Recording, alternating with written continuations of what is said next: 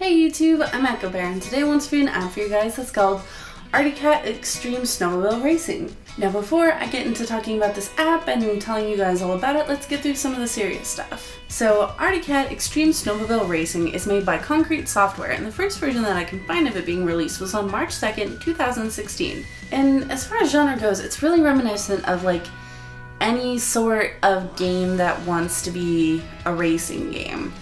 Like, you can always they all have the same kind of feel of really floaty, weird mechanics, but it's racing, so it's fast. So, a little bit of personal information. I grew up snowmobiling. My family works in snowmobile products.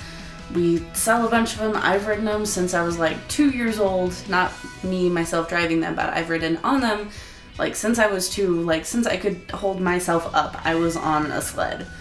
So I really like snowmobiles. So when I found out that there is a snowmobile app, I felt like I should test it out because I've ridden on Arctic Cats before, and I'm from Idaho and I don't call it an Arctic Cat, it's an Arctic Cat. So I'm gonna be saying it like that, I'm sorry, it's just my accent, it's how I grew up saying it, shrugs.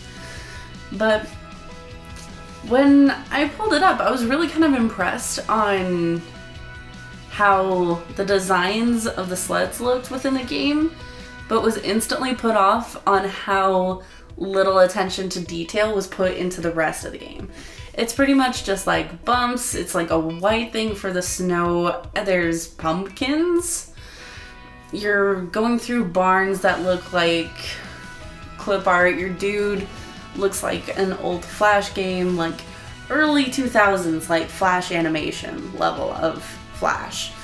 So it's a really weird comparison because there's a lot of detail put into the snowmobile, which obviously there is, it's based around Arctic Cats, but then everything else, it's just like really big difference in the quality. So that's a little off-putting to start with. Then you get into the gameplay. You want to try to go as far as you can on a tank of gas. And as you go, you collect cat coins, which is your currency to buy new sleds and buy new gear. And you continue going and you're trying to get as far as you can on that one tank of gas, and as you go you can pick up more tanks of gas. So it makes sense. And yeah, it's fairly simple, it's an easy premise, and it's kind of fun to get from point A to however far you can make it in that time frame. And then we get to the sound design.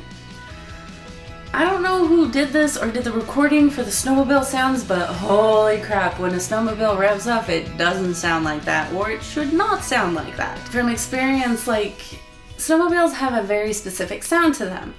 If I can find a clip, I'll show it, but if you rev it, it's a consistent pitch, like if you're consistently revving it. And in this game, I'm just like, let's rev it, and like hit the button on the phone to go, hit the go.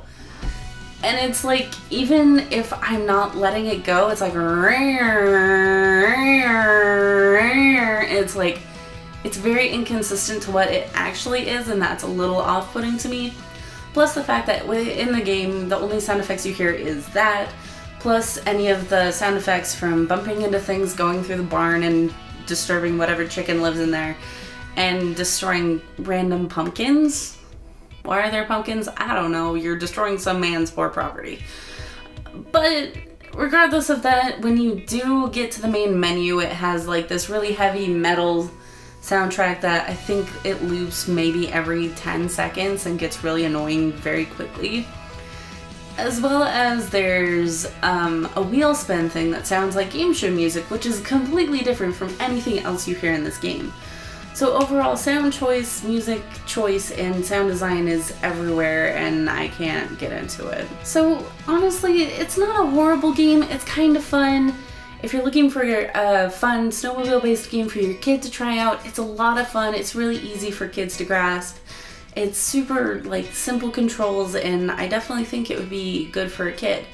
I'm being more critical about it because I grew up around snowmobiles, I grew up like riding Arctic Cats, and I know quite a bit about like what goes into this kind of stuff. And the fact that it was released in 2016 and looks like it has like 2004 assets in it is a little bit of a bummer. So for everything this app has, I'm going to give it about a 4 out of 10. It's not fantastic, it's not broken, but I can't really give it much higher score than that because I'm just very much so unimpressed with it. So thank you guys so much for watching. Make sure to like and comment down below. Make sure to stay till the very end to see some of the other videos that I've done. And thank you, as always, thank you for watching, and I'll see you in the next video. Bye!